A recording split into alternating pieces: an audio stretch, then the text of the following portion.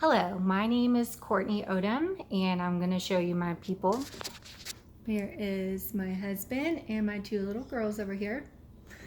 Missing one of my kiddos, but I would like to talk to y'all today about the foster care system. There's my cat too, sorry.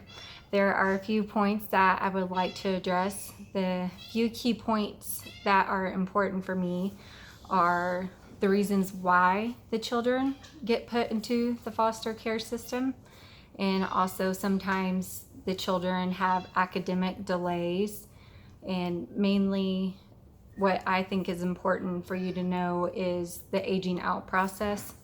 So something important for you to know maybe about me is that I was 16 and pregnant. I was one of those girls. Dropped out of high school, had to get my GED, had to get a job, and it was very hard for a long time, had no money.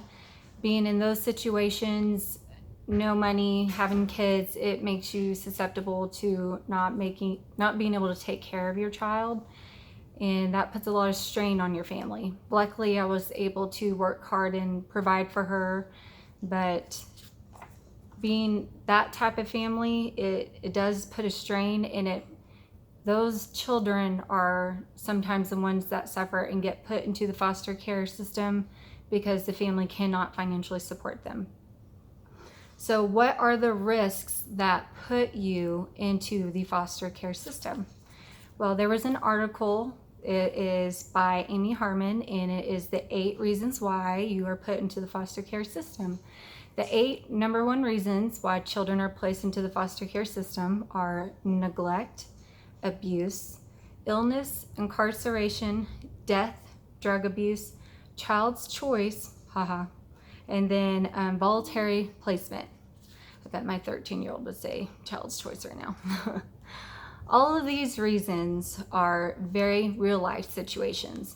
I feel that in Abilene, that drug abuse is probably one of the number one reasons that children are taken away or placed and the parents are incarcerated. Amy also states in another one of her statements that children enter the foster care system because their family are in crisis. Foster care is intended to be a temporary solution on the path to building a safe and stable family. And I agree with Amy on that one because it is supposed to be temporary. It's supposed to be temporary because the parents are supposed to be trying to do better to make the family situation better for the children to come back. That doesn't always happen. Sometimes the parents don't get their stuff together. Sometimes they go back to drugs. Sometimes they go back to jail. And in that case, the children are in a safe environment. And then if the parents don't get it together, they are able to be adopted. So it's a good middle ground for the children to figure out, are the parents going to be able to take care of them, or do they need to go somewhere else and be adopted by another family that can take care of them? So now we know why the children are placed into the foster care system. What kind of issues might occur to these children whenever they are placed? There was an article written by a man named Joe Carter, 5 facts about the foster care system. And he talks about whenever the children are placed, what happens. And so he states that the average length of a child that waits to be adopted when they're in the foster care system is almost 3 years. Roughly 55% of these children have been placed 3 or more times. So another study that he found is that 33% of these children have changed elementary schools 5 or more times. And during this time, they're losing relationships and they're falling behind academically. So not only have they been moved away from their families, that they're switching schools constantly. How can they excel academically whenever they're being shuffled from place to place to place? Joe Carter, he also writes about the aging out process, and I feel like this is probably the worst part of being in the foster care system, is that whenever you're 16, 17, 18, you then become an adult, obviously at 18, well, what then? So Joe Carter states, each year more than 27,000 youth age out of the foster care, and without emotional and financial support necessary to succeed nearly 25% of the youth aging out, they did not get a high school diploma or a GED.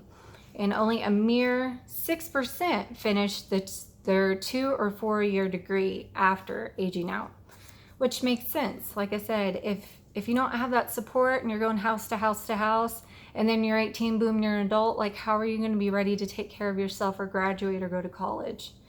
So I chose this topic because I worked in the child care field for 5 years, and you are legally required to report any incidences or suspected abuse. And there were a few cases that we did find a child to be abused. Some of them were not anything, nothing came of it, but there was a time or two that something did come of it, and a child had to be taken away from a family, and it ended up being a really bad situation. Some was physical abuse and some was sexual abuse, and it's a very hard thing because a child does not have a choice, but you have to be the choice for them. And so my question would be, what could we do? What resources could we do possibly before the children are removed to help the situation? I mean, foster care is a great thing, but maybe we could help these parents before, like when I was 16 and pregnant and struggling. What could you do before these children are taken away?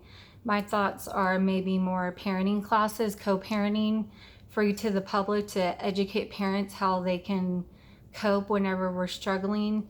Another thought is food pantries. You know, I know there's WIC and there's food stamps, but food pantries, they're only open so many days a week, and there's only limited food. And another one would be after school programs. They're only open till 6 and they cost an arm and a leg. I don't know about, I mean, I have to pay an arm and a leg. I don't know what the cost is, but it would be nice if there was other people out there trying to help the struggling parents, because sometimes you can be low income but still be a really good parent. And that's my thoughts about the foster care system. Thank you for listening.